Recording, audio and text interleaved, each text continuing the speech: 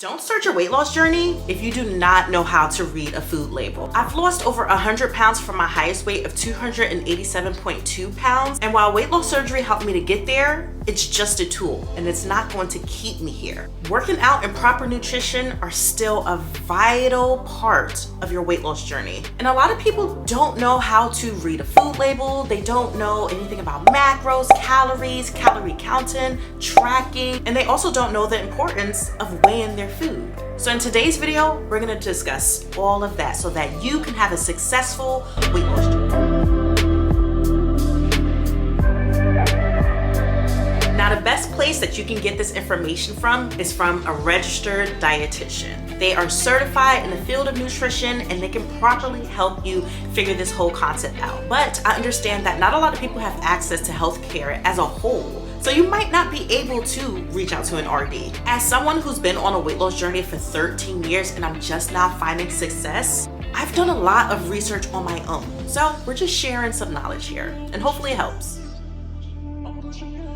This is a food label. You're gonna be able to find this on every piece of item that you can think of if you're going to a grocery store. And most restaurants are also gonna have their food nutritional facts. That way you know what it is that you're ordering and what's included in it. But let's just stick to what you're buying from the store and bring it home. On your food nutritional list, you're going to have a lot of things. Let's keep this really basic and stick with calories, fat, carbs, and protein. Now, some other things that I like to look out for are my total sugars and my added sugars. I also like to look out for my fiber. I like to keep my eye on my sodium.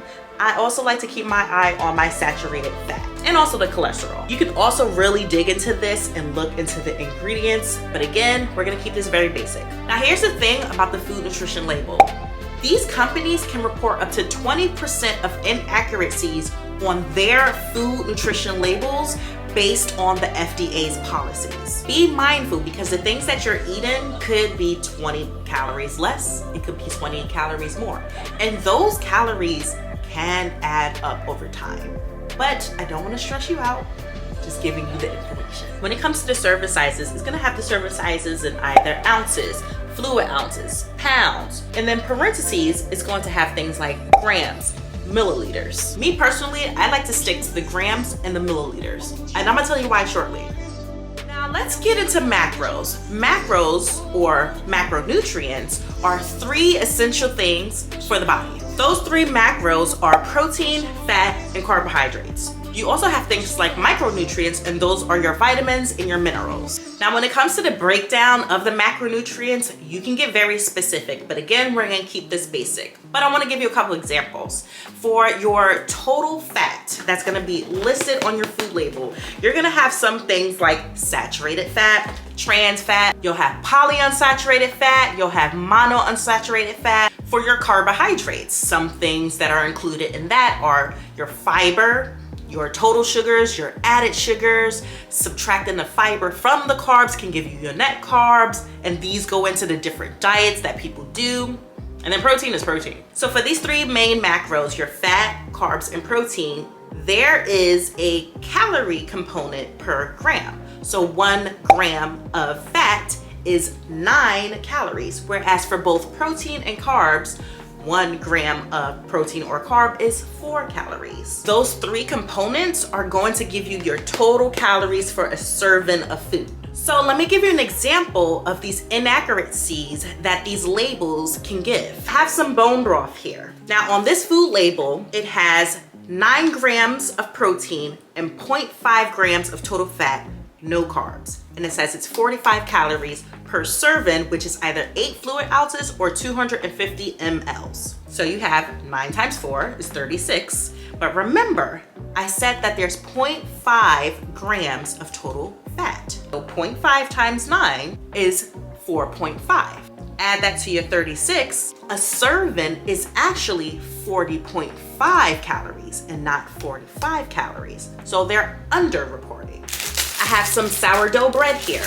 1 slice is 40 grams. This is gonna be important. I'm gonna circle back to that. It has no fat. It has 21 grams of carbs and 3 grams of protein. Now remember, I said that carbs and protein are both 4 calories per gram. So now you can add up 21 plus 3 and then times that by 4.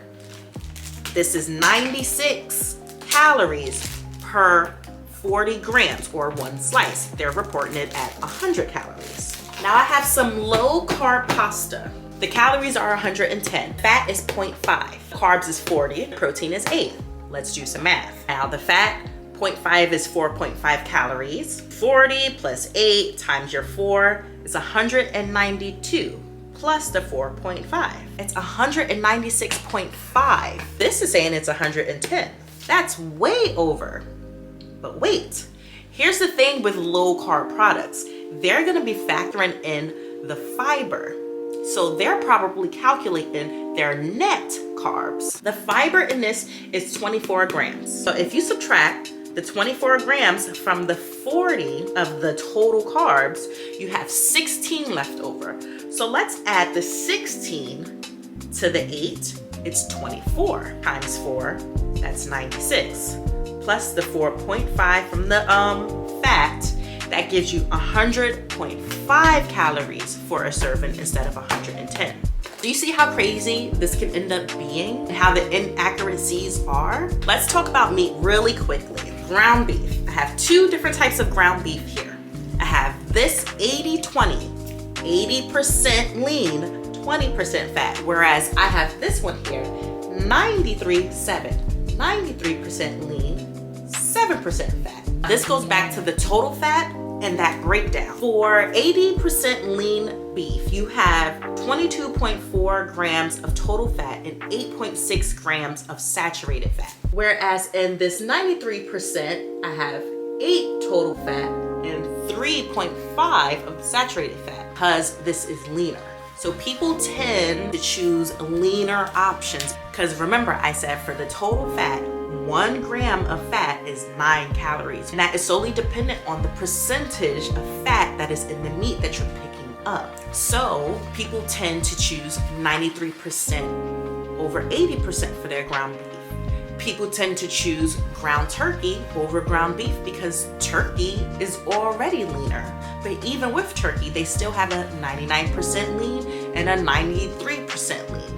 Some people tend to choose chicken breast over chicken thighs because again, that's leaner. They might choose seafood over any other meat because seafood is packed with protein and is leaner. Now let's jump into the food scale. Get you a nutrition food scale. This is gonna be a game changer for you. The food scale that I use is the Renfo scale. I got it off of Amazon, but I also have a support code if you would like to use it. You can get 10% off using code Janae from their website, or you can also find it on Amazon. I'll have them both linked below in the description. Now you can use whatever scale you want, but I like using this scale and a lot of other scales have the same function because you can switch through the different units of weighing things. So for mine, I have fluid ounces, I have pounds and ounces, I have milliliters, I have grams. And then I also just have regular ounces by itself without the pounds. The fluid ounces is used to measure liquids, but you can also use the milliliters, which is what I do. It's more accurate that way. The pounds, ounces, and grams is used to weigh everything else, but I specifically like to use grams. And this is why I like to use grams. Going back to the bread, if you look at the food nutrition label, the serving size is 1 slice. Well, what does that mean? If everything else comes in pounds, ounces, in parentheses, it's always gonna have grams and milliliters. So here, you can go based off of that. I just sit the plate on the scale and I zero it out.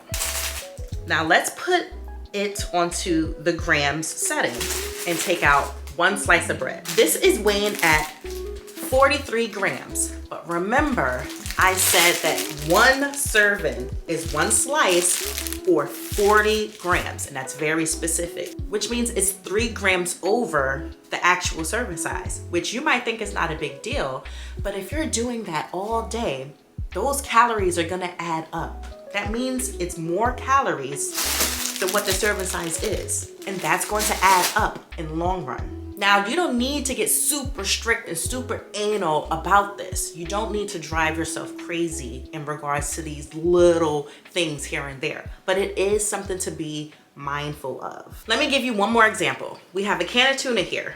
Again, the serving size is 1 can, but in parentheses, it is 113 grams. If you want to know exactly how much is in the can, you're gonna have to weigh it. So I have my bowl here. I'm gonna scoop out my tuna and I'm gonna weigh it. Now it says 113 grams after it's drained, and I tried to get as much out of it as I can.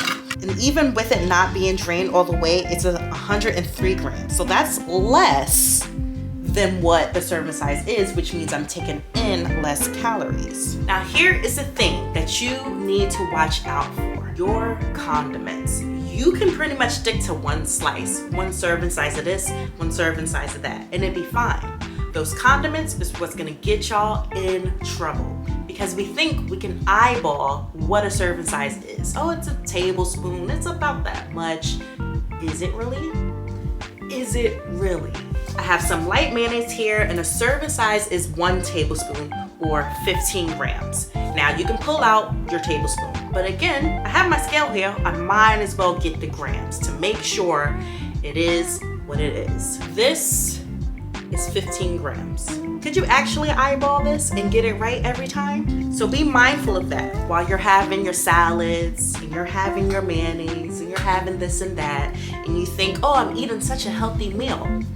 But now I just added 100, 200, 300 extra calories because I was very heavy-handed with my condiments. What will get a lot of y'all is when you're cooking and you're using things like butter and oil, you're getting very heavy-handed. I personally like to use things like this when I'm cooking. It says it's 0 calories, but it's for a 1/4 of a second spray. Like, come on now, who's really counting that? There is some calories, but it's not a lot compared to me actually pouring or using butter. Now let's talk about fruits and vegetables. I personally do not like to track and calorie count my fruits and vegetables, because I'm not going to eat my way into a bag of broccoli until I'm overweight. I'm not going to eat until I'm overweight a whole watermelon. Like, I'm not gonna do those things. Those things are not going to make me so overweight. And so people do care about that. Personally, I don't. I do, however, like to weigh it. That way I know how much of a serving size I'm having. Am I getting my 1 to 2 cups of fruit and my 2 to 3 cups of vegetables every day? That's when I like to weigh my stuff. And the only calories that I care about from fruits and vegetables is how much fiber I'm getting. And yes, there are fruits and vegetables that are higher carb, higher natural sugar. I don't care about those things. I don't have any health issues now that I'm 100 pounds less. I only have high cholesterol, so that's the only thing I need to be focusing on. But I'm not pre-diabetic or anything like that. I don't need to be super worried and obsessed about my carbs and my sugar from my fruit. I'm not gonna continue to eat berries because those are lower carb and not have pineapple when I love pineapple. I'm not gonna always eat spring lettuce and spinach instead of iceberg and romaine just because it's darker green and has more nutrients and less carbs. Like, I'm gonna eat the fruits and vegetables that I like. Let's talk about how to track your calories and macros for weight loss. So there are plenty apps out there that you can track your calories and macros on. One of the most popular ones is MyFitnessPal, and I used to use MyFitnessPal before as well. Currently, I'm using the Lose It app, but whichever food tracking app you use, they all essentially work the same. So I'm gonna talk about the Lose It app. So a lot of these apps come with a scan feature where you can scan the barcode that's on these food labels, and it will pull that information in, and sometimes you have to double check, and you can even edit the settings to make sure that it's accurately putting in the numbers. But you can put it in for your breakfast, lunch, and dinner. You can add in snacks. I also like to track my supplements just so that I know which supplements I took that day. Most of these apps, you can add how much water you're getting in. It will sync your Apple Watch for your fitness, and you can add in like the different fitness workouts that you're doing, and then it will give you an overall number of how many calories you took in and how many calories you put out, because at the end of the day, weight loss is calories in versus calories out. Yes, there are some factors, medical factors, that will make that difficult for you. like PCOS and insulin resistance. But on a foundational level, calories in versus calories out. And a caveat for calories in versus calories out, remember I said with the calories that you might not get the accurate number. Well, it's gonna be the same thing for your fitness. Like if you're using something like a Fitbit or an Apple Watch, it's going to give you how many calories you're burning, but remember, it's not the most accurate thing. It's kind of like a guesstimation. Sure, you wouldn't know how much you're burning without it, but that doesn't mean that's the specific number, so just be mindful of that. Specifically for the Lose It app, I track things like my calories, my macros, my carbs, my fat, my net carbs, and it also allows me to track my cholesterol, which is something that I keep my eye on since I have high cholesterol, my sodium, since I try to stay at 2,300 milligrams of sodium every day, and my sugar. It doesn't let you break down total sugar versus added sugar, so that's something that I try to stay mindful of on my own, because I try to stay below 25 grams of added sugar, not natural sugar that you will get from like fruit and stuff, the added processed stuff. That's the stuff that you have to watch out for. And my fiber, of course, and that helps me stay regular, especially after weight loss surgery. And calorie tracking is helpful that way. You can see what it is that you're doing on a day-to-day, week-to-week, month-to-month, especially if you are on it. And when you go to your doctor and you're going to your registered dietitian, they might ask you, do you keep a food log? And this is the best way to keep one, especially if you are considering things like weight loss medication and weight loss surgery. Like, you have the proof that, hey, I've been tracking my food and I've been tracking my workouts and I track my water and it's not working. I'm not losing any weight. Like, you have your proof here. So it's a good tool to have. Just like anything, you can become super obsessed when it comes to calorie tracking, macro tracking, weighing your food. It can all be a little bit too much, just like getting on the scale every day to see your weight. Be mindful that these are all tools to help you, but if it starts to affect your mental health, take a break. Take a break is the best thing you can do. Last thing I want to touch on, if you're trying to figure out how many calories you need to be eating every day, this is a tool that I used to use. It's called the TDEEcalculator.net. Essentially, it's a website that you can go to for free where you're putting in your information, your gender, your age, your height, your weight, and it's going to tell you how many calories that you should eat based off of that. Now, no matter if your goal is for weight loss or weight gain or weight maintenance and you're doing body recomposition, it will give you a number. And it's also based off of your activity level. So once you have that information, and again, this is about a guesstimation, so just like your calories in versus calories out, or how many calories you're actually burning, this is kind of like a guesstimation, but it's a good thing to use to test out. So I would take that information and use it for about 2 weeks and reevaluate everything. Track your stuff, weigh your stuff, get your workout in, and use the calories it's telling you for about 2 weeks, even up to a month. Is your body starting to move towards that goal? If you're starting to lose weight, then you know it's working. And if you're able to tolerate that many calories without feeling overly restricted or overly hungry, then stay at that and go from there. If it's not working, then maybe you need to bring the calories down a little bit. I personally don't believe in a super restrictive calorie deficit, but you do what works for you. So that is everything that I have for you guys. We chatted about weighing your food, the food labels, macros, micros, calories, calorie tracking, and then how to figure out your calories. I am about to start my master's degree to become a registered dietitian so that I can do this type of stuff officially and get paid for it. But if you enjoy this type of content, food, nutrition, working out, stuff like that, especially as I'm working my way through school, let me know in the comments below. And as I'm learning, I can deliver this information to you guys so that we can all be successful. If you enjoyed this video, make sure you give it a big thumbs up, subscribe if you haven't already, and hit that bell icon. That way you're notified every single time I post a new video. Make sure you're following me on my TikTok and my Instagram. This is where you can connect with me in real time. You can ask me a whole bunch of questions and I'm answering you pretty rapidly, and where you can see my personal journey and see what is going on with me while it's happening. Thank you guys so much for watching, and I'll see you next time.